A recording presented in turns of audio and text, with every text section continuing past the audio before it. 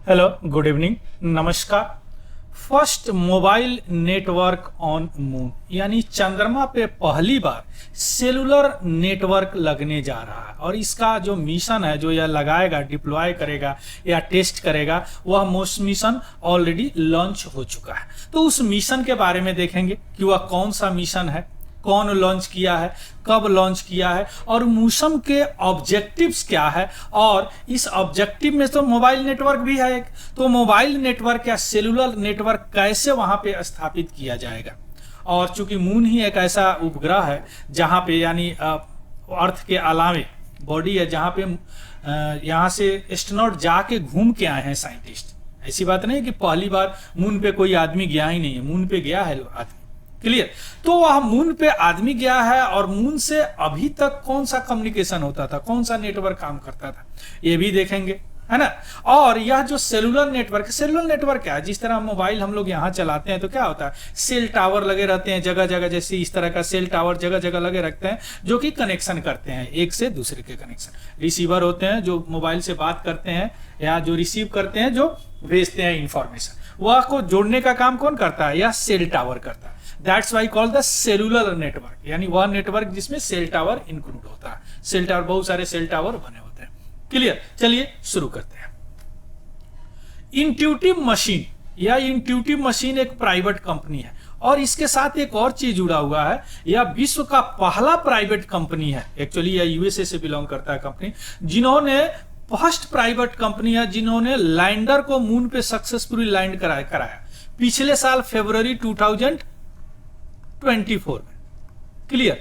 लेकिन इस फरवरी 2025 को यानी 26 फरवरी 2025 को फिर इन्होंने क्या किया, एक लैंडर जो है मून पे भेजा, जिस लैंडर का नाम क्या है, Athena lander, Athena moon lander, जो कि किसने बनाया है, इंट्यूटिव मशीन ने बनाया है। इसको भेजा गया है स्पेस एक्स का फाल्कन 9 रॉकेट के द्वारा। बड़ा पावरफुल रॉकेट है, विश्व के पावरफुल रॉकेटों में से एक है, जो कि यह 26 फरवरी को भेज दिया गया यहां से और यह पहुंचेगा यहां मून के सरफेस पे कब, 6 मार्च 2025 को। 6 फरवरी 2025 को भेज दिया गया और पहुंचेगा कब, 6 मार्च 2025 को।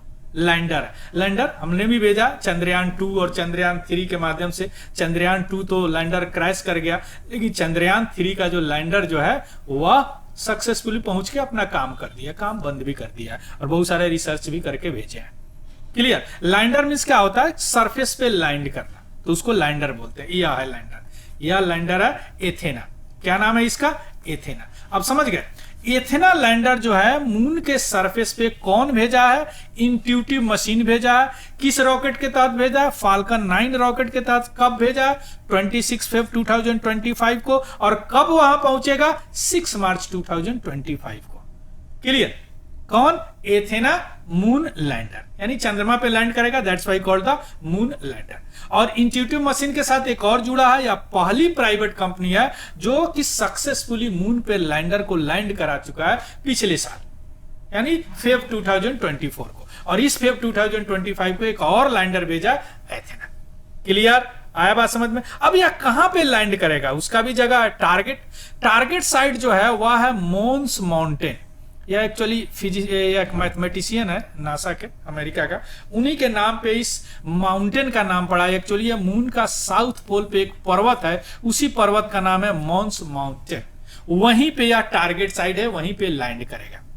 और आपको पता है कि यह रीजन जो है, साउथ पोल रीजन जो है, यह हमेशा अंधकार होता है और यह फार साइड में आते हैं। अभी देखेंगे, यानी अर्थ से, अगर यह अर्थ है या मून है, यही साइड हम केवल देख पाते हैं, यह साइड नहीं देख पाते हैं, जिसको फार साइड ऑफ द मून भी बोलते हैं, यानी सुदूर क्षेत्र, मून का सुदूर क्षेत्र। तो यहीं पे यह माउंटेन है, मोन्स माउंटेन पर्वत है एक, है ना। और यह जो एरिया है ना, बड़ा वैल्यूएबल एरिया है, क्योंकि यहाँ पे तो कभी सन रे जाता नहीं है उतना, तो यहाँ पे क्या है, एक डार्क एरिया, बहुत सारे क्रेटर बने हुए। तो ऐसा बताया जाता है कि यहाँ पे रेयर मिनरल्स मिल सकते हैं, रेयर मिनरल मिल सकते हैं। तो यहाँ पे लॉन्ग टर्म स्पेस एक्सप्लोरेशन किया जा सकता है और आने वाला समय में ह्यूमन बीइंग का सेटलमेंट यहीं पे हो सकता है, यानी यहीं पे अपना कॉलोनी वगैरह बना के रह सकते हैं। यानी यह रीजन की एरिया ऑफ इंटरेस्ट है, यानी रुचि का विषय। क्यों? क्योंकि ऐसा माना गया है कि यहाँ पे आइस होंगे तो पानी का काम चल जाएगा, रेयर मिनरल्स होंगे है ना, जिससे क्या होगा कि लॉन्ग टर्म स्पेस एक्सप्लोरेशन हो सकता है। और दूसरी बात कि जो एथेना लैंडर भेजा गया है उसमें नासा का कुछ इंस्ट्रूमेंट है जो कि लैंडर जो है लूनर सरफेस के 3 फीट तक खोदेगा लैंड करने के बाद, है ना, और वहां से पता करेगा कि वाटर और कार्बन डाइऑक्साइड है कि नहीं, तभी तो वहां पे फ्यूल प्रोडक्शन हो सकते हैं और फ्यूचर मिशन सस्टेन कर सकता है। वाटर और कार्बन डाइऑक्साइड हो तो एक बहुत बड़ा ये हो सकता है कि आदमी, एक बहुत बड़ा हेल्प मिलेगा कि आदमी वहां पे रह सकता है। क्लियर? चूंकि मॉक्सी वगैरह वहां पे ऑलरेडी मार्स पे भेजा गया कि कार्बन डाइऑक्साइड को ऑक्सीजन में कन्वर्ट कर दिया, तो मशीन है हमारे पास कि कार्बन डाइऑक्साइड भी है तो ऑक्सीजन में कन्वर्ट किया जा सकता है। बात समझ गए? तो लैंडिंग साइट और एक्सप्लोरेशन समझ गए। को क्या लैंड किया है? लैंडर। लैंडर का नाम क्या है? एथेना। कहां पे लैंड करेगा? मॉन्स माउंटेन पे। वह कहां पे है? साउथ पोल में। साउथ पोल को क्यों इंटरेस्ट माना जाता है कि जो फार साइड ऑफ द मून में आता है वहां पे आइस और रेयर मिनरल्स है, और यहाँ पे खोजने के लिए नासा का इंस्ट्रूमेंट गए हैं जो 3 फीट तक लूनर सरफेस को खोदेंगे और वाटर और कार्बन डाइऑक्साइड का पता लगाएंगे। क्लियर? ये रहा मॉन्स माउंटेन, यानी ये पहाड़ है ना, मॉन्स माउंटेन। यही है मेलबा माउंटेन जिनके ऑनर में नासा ने यह नाम रखा है, मॉन्स माउंटेन। एक मैथमेटिशियन है, कंप्यूटर प्रोग्रामर थे जो नासा का ट्रैजेक्टरी और जियोडायनेमिक्स डिवीजन नासा के, है ना, Goddard space flight centre, green belt, Maryland, तो इन्हीं के नाम पे यह मॉन्स माउंटेन पड़ा, यहीं पे यह लैंड करेगा। क्लियर? अब यह मिशन का गोल क्या है, लक्ष्य क्या है? देखिए 2 ऑब्जेक्टिव है। प्राइमरी ऑब्जेक्टिव तो आप समझ गए, चूंकि फार साइड ऑफ मून को एक्सप्लोर करना है, उसको देखना है ना, माइन करना है, यानी प्रेसियस रिसोर्स यानी बहुमूल्य संसाधन को खोजना है, माइन करना है, इसलिए भेजा गया है। लेकिन इसका सेकेंडरी ऑब्जेक्टिव क्या है, एक और ऑब्जेक्टिव है कि नोकिया का LTE cellular network, LTE 4G होता लॉन्ग टर्म इवोल्यूशन, है ना, long term evolution LTE 4G network, इसका वहां पे डिप्लॉय भी करना है, यानी तैनाती करना है और टेस्टिंग भी करना है, जिसपे ये वीडियो आधारित है ना, यानी लूनर कम्युनिकेशन के लिए यह करना है वहां पे। अब एक सवाल आ रहा है कि अभी वहां पर 4G नेटवर्क, सेलुलर नेटवर्क यानी 4G नेटवर्क हम लगा रहे हैं, अभी तक कैसे बात करते थे? अभी तक हम फार साइड ऑफ मून से बात नहीं करते थे, हम उस साइड से बात करते थे जो अर्थ से विजिबल है। चूंकि रेडियो वेव से बात करने के लिए क्या होता है कि यह दोनों को लाइन ऑफ कांटेक्ट होना था सेम होना चाहिए, अभी हम देखेंगे। क्लियर? इसके अलावा साइंटिफिक रिसर्च करेगा वाटर और carbon dioxide below the lunar surface. अभी आप देखें कि वो लैंडर क्या करेगा, 3 फीट तक खोदेगा और वाटर और कार्बन डाइऑक्साइड का पता लगाएगा। तो 2 ऑब्जेक्टिव है, एक तो फार साइड ऑफ मून पे प्रेसियस रिसोर्स को माइन करेगा, दूसरा ऑब्जेक्ट क्या है कि तैनाती करेगा और टेस्टिंग भी करेगा 4G नेटवर्क का, जो नोकिया का, यानी नासा ने नोकिया को यह कॉन्टेक्ट दिया था, नोकिया इसके साथ पार्टनरशिप किया है, तो नोकिया का यह सारा संसाधन है लूनर कम्युनिकेशन के लिए। ठीक, अगर टेस्टिंग सफल होते हैं, जब तक यह मिशन रहेगा 4G नेटवर्क चलेगा, उसके बाद में और कुछ किया जाएगा, है ना। चलिए, तो मिशन गोल समझ गए। अब आते हैं करंट कम्युनिकेशन चैलेंज क्या है, जो अभी हम आपको बात किए हैं कि ट्रेडिशनली क्या होता है, परंपरागत रूप से लूनर कम्युनिकेशन रेडियो वेव पे लाई करता है, जैसे अब अर्थ पे भी रेडियो वेव पे ही हम मोबाइल यूज करते हैं, है ना, जो जिसके लिए क्लियर लाइन साइट चाहिए, यानी ट्रांसमीटर के बीच में और द मून एंड रिसीवर के बीच में। जो मान लीजिए कि हम बात करते हैं तो ये टावर क्या करता है, टावर अगर कोई बना हुआ है तो यह टावर क्या करता है, यहां से अगर कोई बात किया तो इसको रिसीव करके इसको देता है, यानी अगर इसके बीच में कोई बहुत सा हिडन आ गया, कोई बहुत सारा दीवार आ गया या कुछ इस तरह का आ गया तो वह नहीं कर पाएगा, यानी क्लियर लाइन ऑफ साइट होना चाहिए। लेकिन यह मेथड जो है यह वायबल नहीं है फार साइड ऑफ द मून। क्यों? चूंकि फार साइड ऑफ मून से अर्थ से नहीं दिखता है, यानी रियल टाइम डाटा ट्रांसमिशन नहीं हो पाएगा फार साइड, चूंकि यह मून का एक साइड जो है कभी दिखता ही नहीं अर्थ से, फार साइड ऑफ द मून से। इसीलिए वहां से कम्युनिकेशन के लिए आपको सेलुलर नेटवर्क बिछाना पड़ेगा वहां पे, जिस तरह यहां पे बिछाया गया है अर्थ पे। क्लियर? जो कि विजिबल है वहां से तो हो सकता है, लेकिन इससे नहीं हो सकता। अब यहाँ पे एक बात आ रही होगी ऊपर के आप लोगों के दिमाग में कि फार साइड ऑफ द मून क्या है, क्यों मून का एक सरफेस हम नहीं देख पाते हैं। देखिए, यह मून अर्थ है। अर्थ क्या होता है, अर्थ अपने एक्सिस पे भी घूमता है और सूर्य के चारों तरफ चक्कर लगाता है।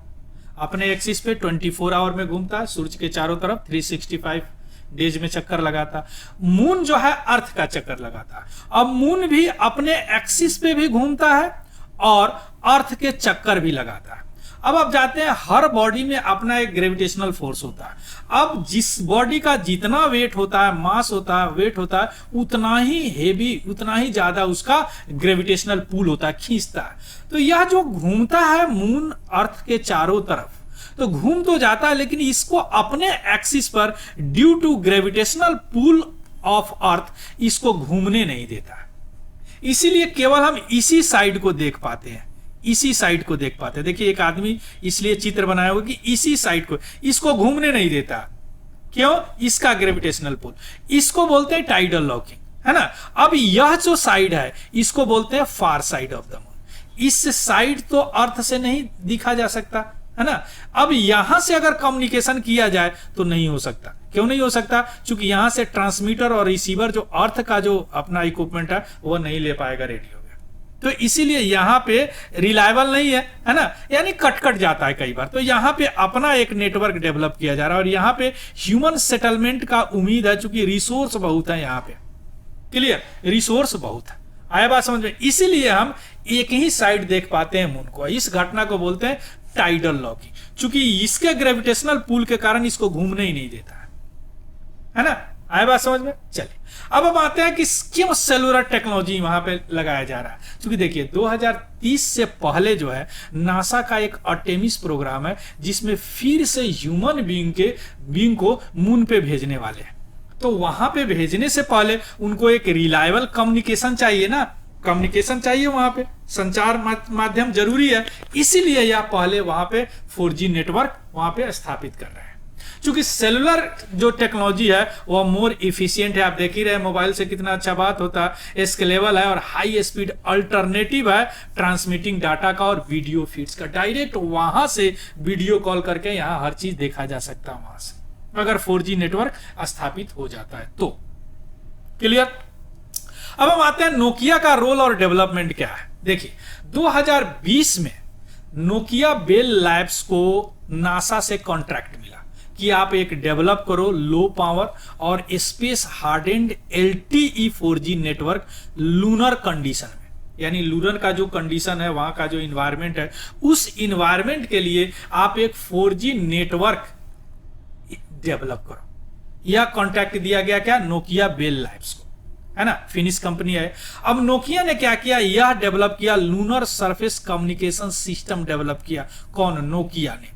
और नोकिया क्या किया? यह जो है एथना लैंडर के साथ उन्होंने जनवरी 2025 में क्या किया? इंटीग्रेट कर दिया उसको, यानी एथना लैंडर के साथ उसको जोड़ दिया। लैंडर गया, उसके साथ ईवी गया है। कौन गया है? Lunar surface communication system. यानी नोकिया पार्टनर बन गया इंट्यूटिव मशीन इन 2023, है ना, जो कि क्या इंश्योर करेगा कि हार्श लूनर कंडीशन में भी 4G नेटवर्क काम करे।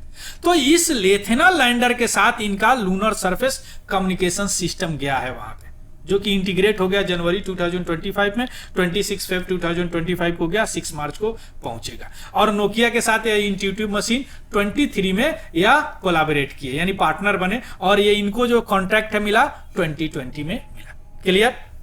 अब हम आते हैं यह काम कैसे करेगा। आपको पता है 4G जो होता है LTE टेक्नोलॉजी होता है, जो कि अर्थ पे हम लोग यूज किए हैं, कितना रिलायबल इफिशियंसी होता है और आराम से अपग्रेड हो जाता है 4G में। तो उसी तरह 5G में अपग्रेड हो जाता है, तो 4G वहां पे होगा, बाद में 5G में अपग्रेड हो जाएगा।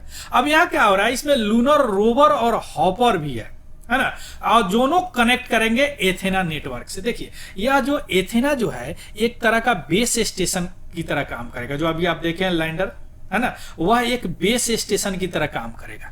उसमें एक्सटर्नल एंटीना होंगे और सोलर पावर यूनिट होंगे जो कि चार्ज करेंगे उसको, जो कि हाई स्पीड डाटा को ट्रांसमिट करेंगे वहां से अर्थ के लिए। यानी एक तरह का नेटवर्क इन बॉक्स काम करेगा। नेटवर्क इन बॉक्स मींस एक पोर्टेबल डिवाइस है जिसमें हार्डवेयर सॉफ्टवेयर सारे हैं, यानी उस तरह यह काम करेगा। यानी सिंप्लीफाई कर दिया डिप्लॉयमेंट, तैनाती भी हो सकता है। मिनिमल कंपोनेंट है आउटसाइड द लैंडर। लैंडर के बाहर बहुत कम कंपोनेंट है है ना, या नेटवर्क इनबॉक्स है। और जब 4G नेटवर्क कुछ दिन तक ऑपरेट यहां से करेगा, जब तक यह मिशन रहेगा, है ना, वहां से ऑपरेट करेगा, तो इससे क्या हो जाएगा, एक टेस्टिंग हो जाएगी और बाद में फ्यूचर एप्लीकेशन के लिए एक मार्ग प्रशस्त हो जाएगा। क्या? 4G cellular network, LTE technology, long term evolution technology.